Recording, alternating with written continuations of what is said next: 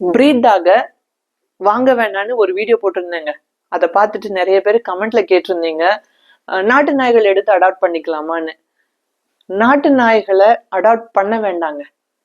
Breed இப்போ உங்க மைண்டுக்குள்ள ஒரு கேள்வி வருது இல்லையா, நாட்டு நாய்களை அடாப்டும் பண்ண வேணாம்னு சொல்றாங்க, பிரீடாக வாங்க வேணாம்னு சொல்றாங்க, என்ன பண்ணலான்னு. இந்த கேள்விக்கான விடை இந்த வீடியோக்குள்ள இருக்கு. வீடியோவை ஸ்கிப் பண்ணாம ஃபுல்லா பாருங்க. அப்பதான் நான் என்ன சொல்ல வரேன்னு உங்களுக்கு தெளிவா புரியும். வீடியோக்குள்ள போறதுக்கு முன்னாடி யாராவது நம்ம சேனலை சப்ஸ்கிரைப் பண்ணாம பார்த்துட்டு இருந்தீங்கன்னா சப்ஸ்கிரைப் பண்ணி வச்சுக்காங்க. ஏன்னா டாக் ரிலேட்டடான பல பயனுள்ள தகவல்களை நம்ம ரெகுலரா நம்ம சேனல்ல போஸ்ட் பண்ணிட்டே இருப்போம். லவ்னு என்னங்க, நம்மளை சுத்தி இயற்கையான விஷயத்த நம்ம அப்படியே ஏத்துக்கிறது தாங்க. லைக்னா என்னது? இப்போ உதாரணத்துக்கு ஒரு நாயை ஒருத்தர் லைக் பண்றாங்கன்னா அந்த நாயை எடுத்துட்டு வந்து வீட்டுக்குள்ள வச்சுக்கணும்னு நினைப்பாரு. சிலர் கட்டி போட்டுருவாங்க. லவ் பண்றவங்க என்ன பண்ணுவாங்கன்னா அந்த நாயுடைய சுதந்திரத்தை இருக்கிற மாதிரியே விட்டுட்டு அதை போய் பராமரிச்சிருப்பாங்க.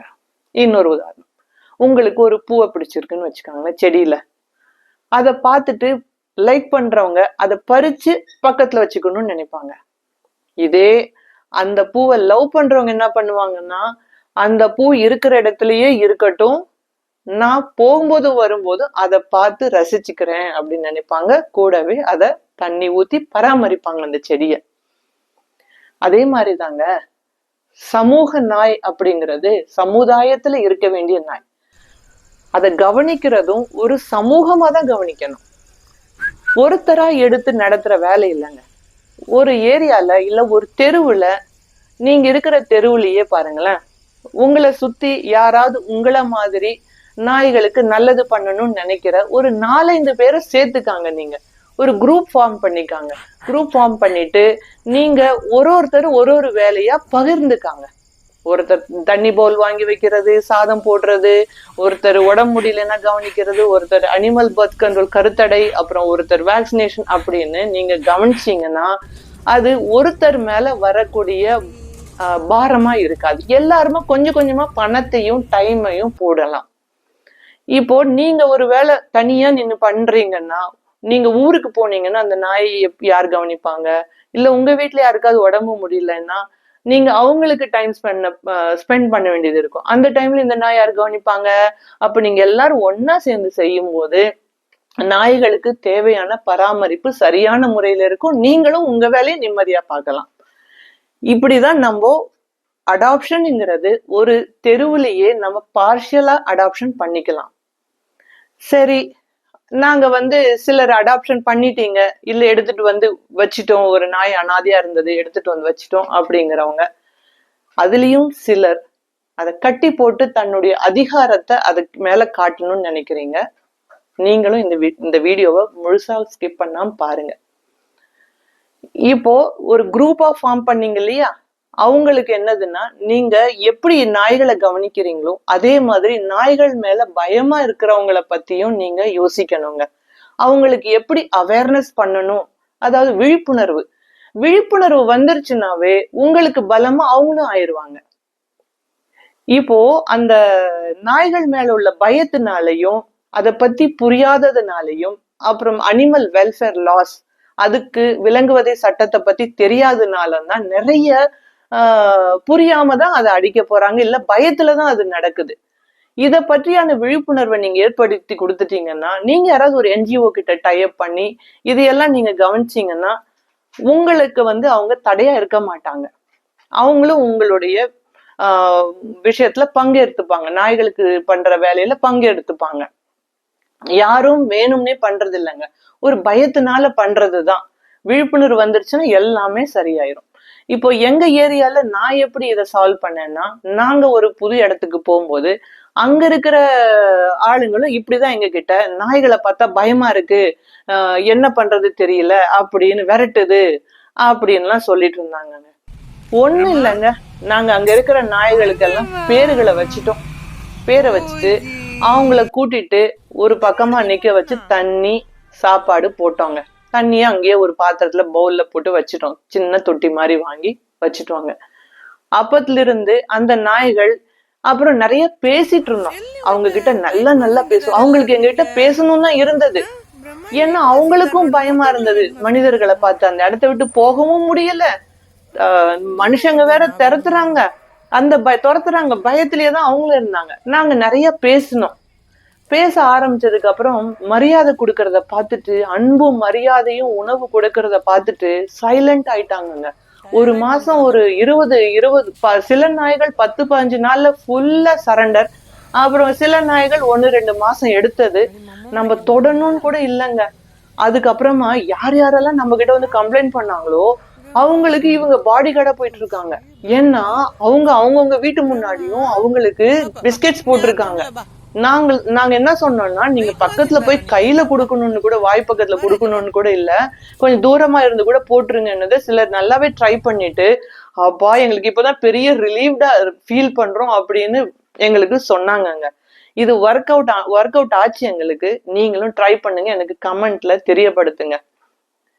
இந்த வீடியோ வந்து நாயை பார்த்து பயப்படுறவங்களுக்குமானது தாங்க.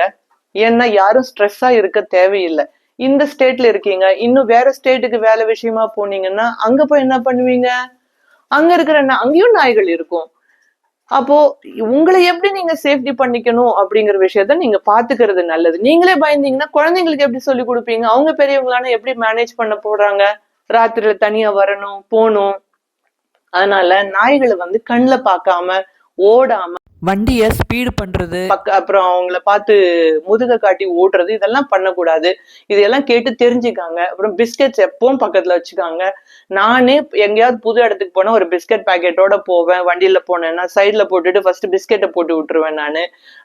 அது வந்து நம்ம வண்டி சவுண்டுக்கு தான் அது ஆக்சிலேட்டருக்கு அதிகமா துரத்தும். அதெல்லாம் புரிஞ்சு வச்சுக்கிட்டு நாய் ஒரு 1000 நாய் ஓடி வருதுன்னு நினைக்கும். நம்ம வண்டியில வேற வேற நாய்கள் வந்து யூரின் போயிருக்கும் இல்லையா, அந்த ஸ்மெல்ல வந்து அவங்களுக்கு ஸ்மெல் ரொம்ப தூரத்துல இருந்தே தெரிஞ்சிடும்.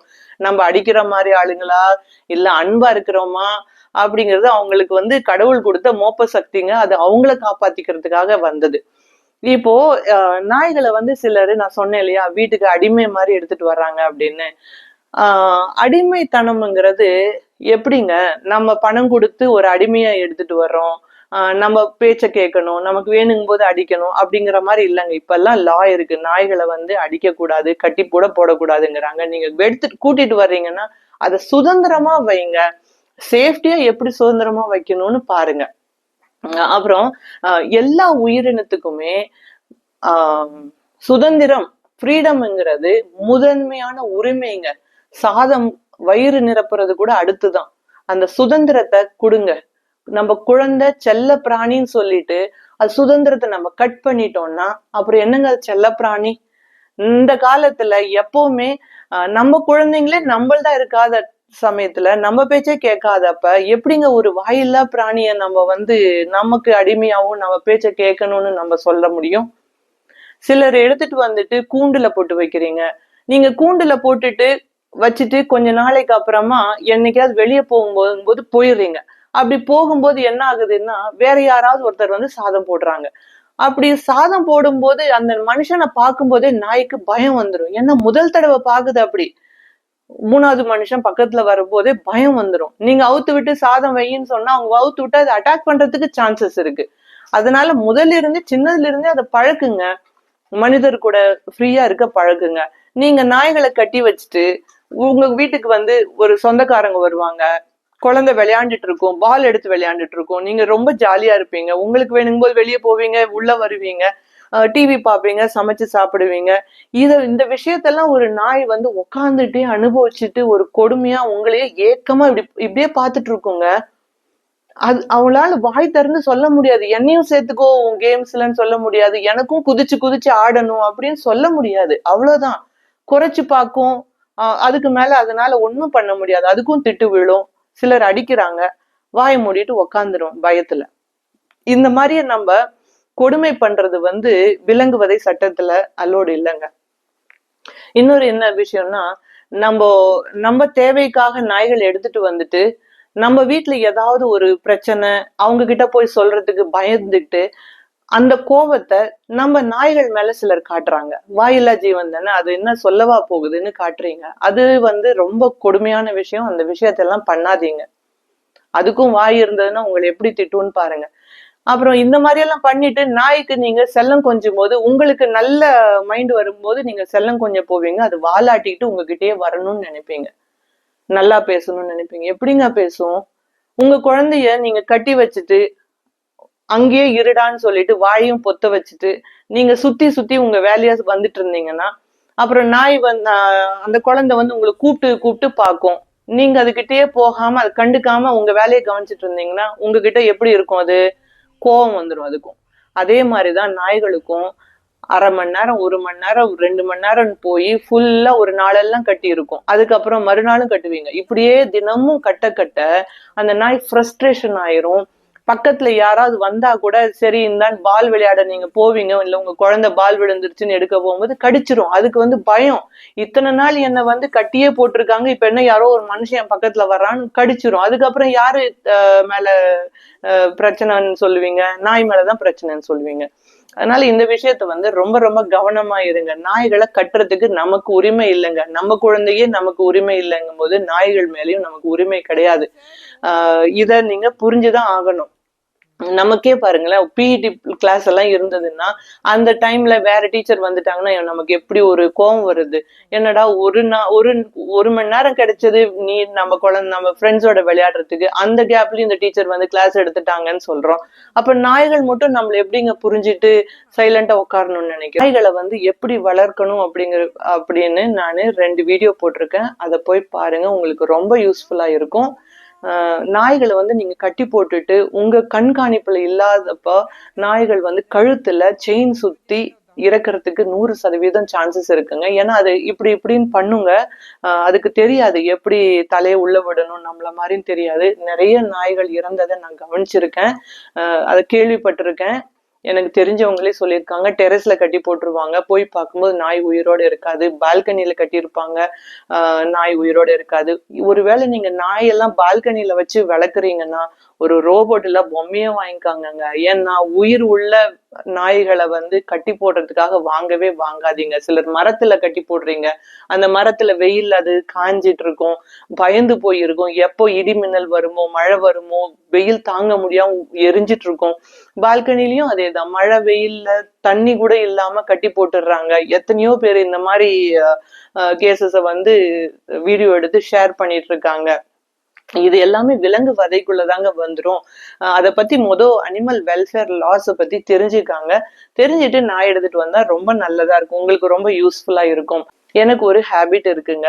அதாவது நாய்களை எங்க பார்த்தாலும் ஒரு பேர் வச்சிருவேன். அப்பதான் அடுத்த தடவை போகும்போது அந்த நாயை வந்து கூப்பிடுறதுக்கு எனக்கு ஈஸியா இருக்கும். அப்புறம் எப்பவுமே நானும் பிஸ்கெட்ஸ் கேரி பண்ணிட்டு எடுத்துட்டு போயிட்டு இருப்பேன். போகும்போது ஒரு பிஸ்கெட்டை போட்டுருவேன், ஃப்ரெண்ட்லியா பண்ணிடுவேன் நான்.